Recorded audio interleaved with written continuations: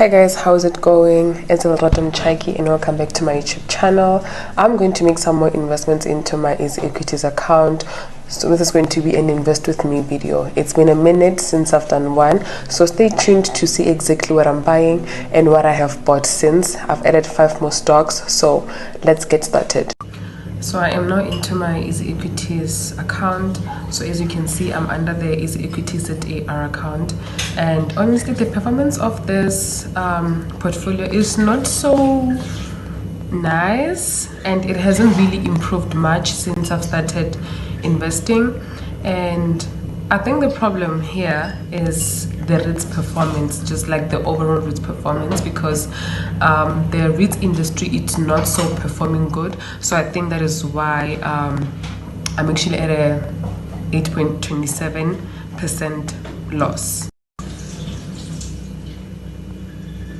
So as you guys can see that there it's equities, that is the amount of the investments I have already made, and then on the funds to invest, that is the amount that I have to invest. Every single month after I get paid, I make deposits into my account to fund my account. So this month I have deposited 1.4. The last time I've made an invest with me video, I had deposited 1,000. So over time I've just been able to free some 50 rands there, 100 rands there to just purchase more shares. So for today I'm going to be making some more investments for the value of 1,400. This amount is not going to be invested only into the Easy Equities Zeda account, but some is gonna go to the Easy Equities tax-free savings account, because I also have ETFs that I need to fund as well. So currently these are the investments I have. So Dibula and Emira, these are some of the REITs that I have, and there's also storage. They are the worst performing REITs in my portfolio right now, and honestly I think the reason could be the fact that they recently paid out dividends, but we'll touch on that just shortly. So I have bought Redefine. I've added Redefine. I have added Premier Group Limited. I have added High Prop Investments.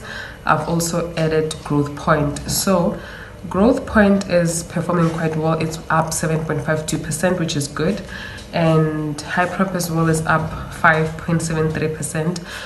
And also Redefine is up 12.06%.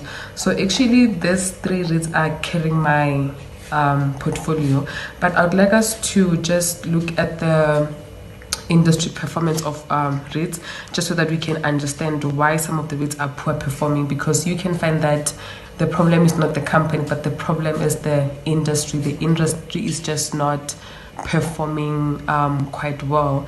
That is why some of the REITs, especially if you find that the company also it's not performing well on its own. So now when we are also going to look at the performance of the industry, then like everything is just going to make sense. This link shows the South African industry analysis. So this is where all the companies are aggregated and the performance is actually analyzed.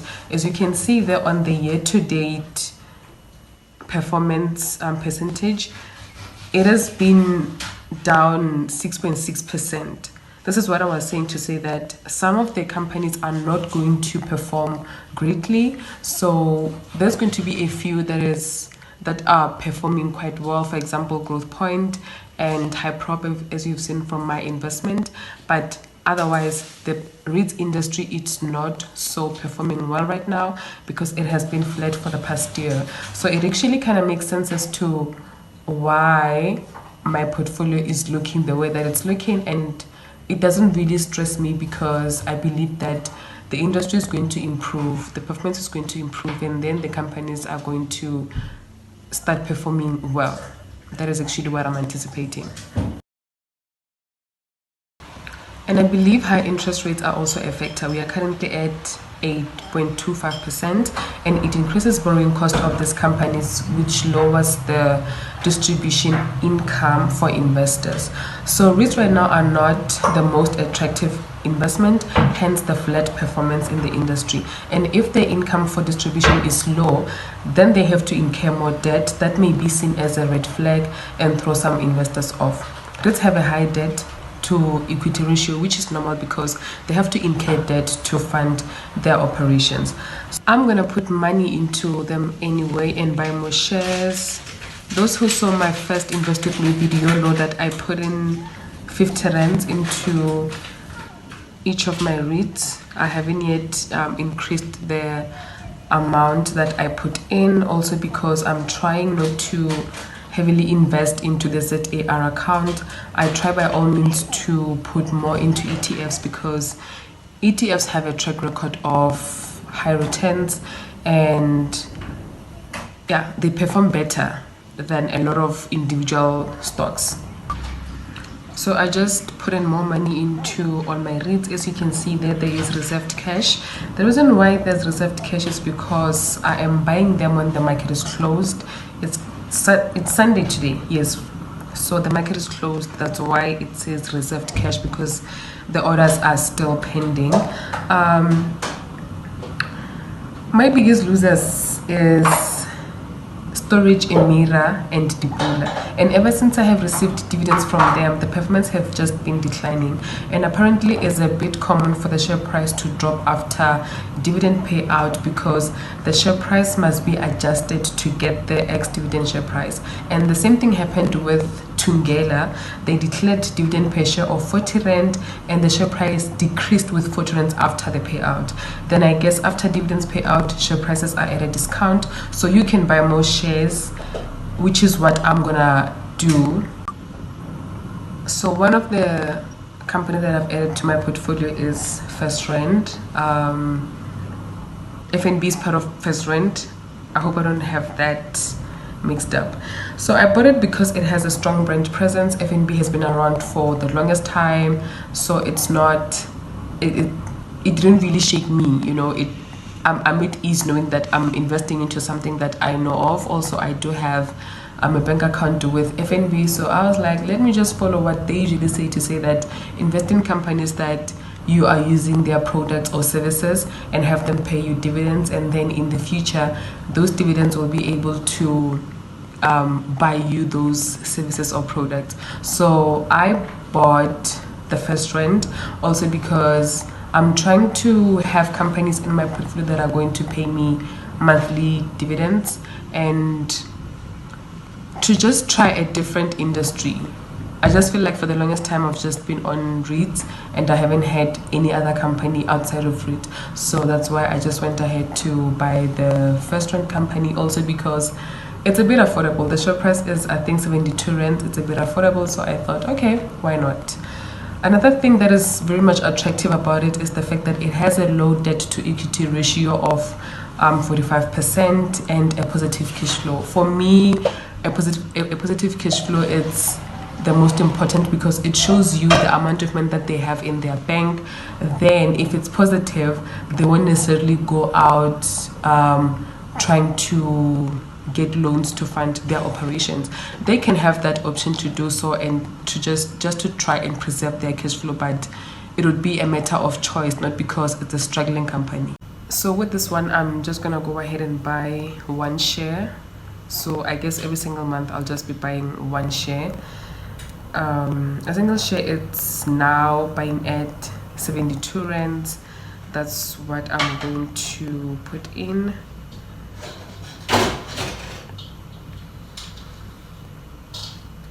And the investment cost, it's 0.25 cents actually.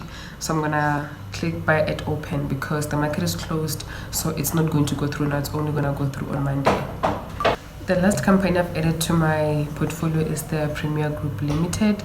What actually attracted me to this one is the fact that they are going to start paying dividends in the coming year, and they actually have a strong financial highlights. We will look into that after I've bought shares. The share is buying at 61 rands. That's what I'm going to put in to just have at least one share, and I'm gonna click on buy at open. So these are the financial highlights that they have published in May or June. There's growth everywhere. As you can see, the revenue went up by 23.4%, operating profit as well, and the net profit went up by 186%, which is good.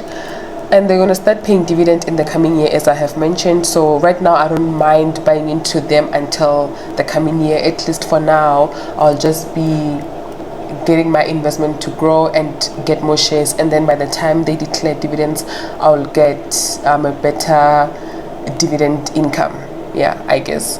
And it was listed on the JSE before. Actually, it's not entirely a new company like that. It was listed before and then delisted and relisted again, I think last year. I'm not so quite sure, but yeah, it listed again on the JSE. Last company I'm gonna buy into is Zeda Limited. This company has been down 13 to 15% ever since I bought it. Why I bought it, it's the lamest reason ever. I'm actually even embarrassed. Number one, it doesn't pay dividends, and I invest for dividends, and there is no announcement as to whether they're going to pay dividend in the future or not. So I just bought it because I thought it would be good for growth. Maybe it's going to be in the future, not now, but for the fact that I'm a dividend investor and I bought this, it really doesn't make any sense. So it's one of the things I regard as mistakes, the mistake that I've made, because I just bought it because it was unbundled from Balo World. It was part of Balo World. I don't know if it's still a subsidiary, I'm not so sure, but it was part of Balo World, and then it unbundled, right? It went solo, it listed on the JSE, and I thought, okay, a new company in the block, let me buy into it, and over time the share price is going to grow, increase, and I'm going to realize my gains. But I just feel like I'm wasting more time investing into it because I don't know if they're ever going to pay dividends. So I'll just be putting money into a company that, number one, I'm not so sure if it will ever grow. It's still a small cap company. I'm not so sure if it will ever grow, but my plan is to just keep on putting money into it until next year Feb, and if it's still on a loss, I'm gonna sell it. But for now, I'm just gonna put money into it, and I'll see next year how it's performing. If it's still making a loss, I'm gonna sell it because I'm not getting dividends from it. I'm done putting money into my equity ZAR account. I've put 484 rands. Then the remaining, the 900, I'm gonna transfer it to the tax-free savings account and invest into my ETFs. And I wanna add another ETF, so let's get right into it. And to transfer the funds, I'm gonna go to my funds, click on transfer, and then I'm going to select the ZAR account. It's going to be from the ZAR account to the tax-free savings account, so I want to transfer all of it.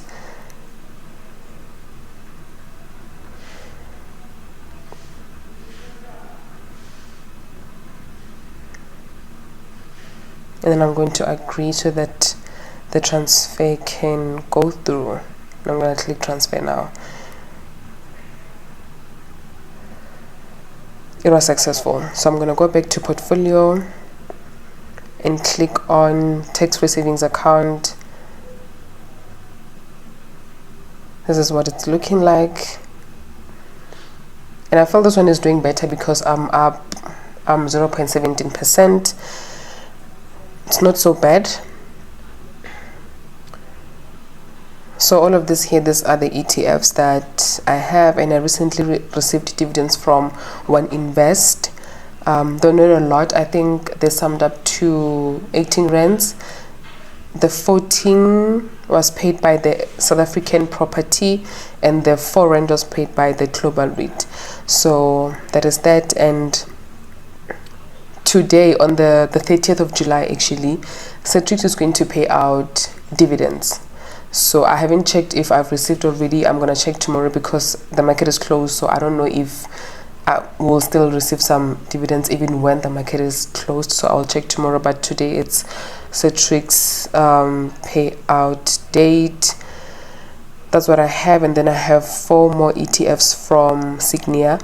So on these ones I put in 90 rands in each of the ETFs, right? But then the Nasdaq 100, I am no longer putting the 90 rands. I've actually increased it to 500 because I'm trying to use it as my savings. I do have my savings where I save my emergency funds, but I also want to use this to at least grow my money. I'm trying to save money at the same time also growing money.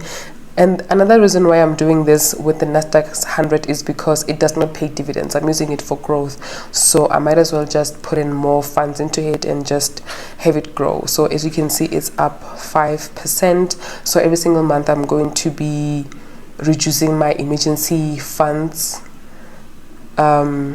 savings amount and putting it into Nasdaq. So I'm gonna be putting 500 every single month. So now I'm gonna go ahead and buy more into these ETFs, and then I'm going to look at the ETF that I want to buy as well, that I want to add into my account. So I'm done putting money into my ETFs. All of this here are my pending orders, which I'm gonna go through tomorrow. So I'm gonna go to invest because I want to buy the other FNB ETF. I'm going to click on tax-free savings account and search for the ETF.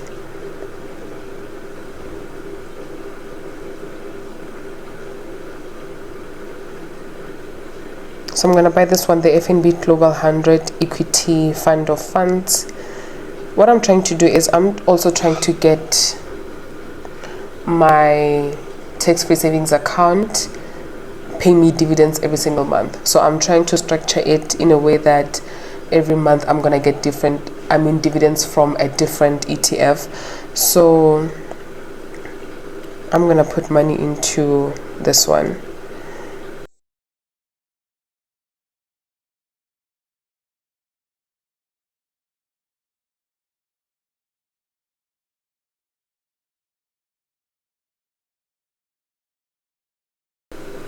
So I'm now at Easy ETF to just go through the information on this ETF, to look at the performance and the expense ratio.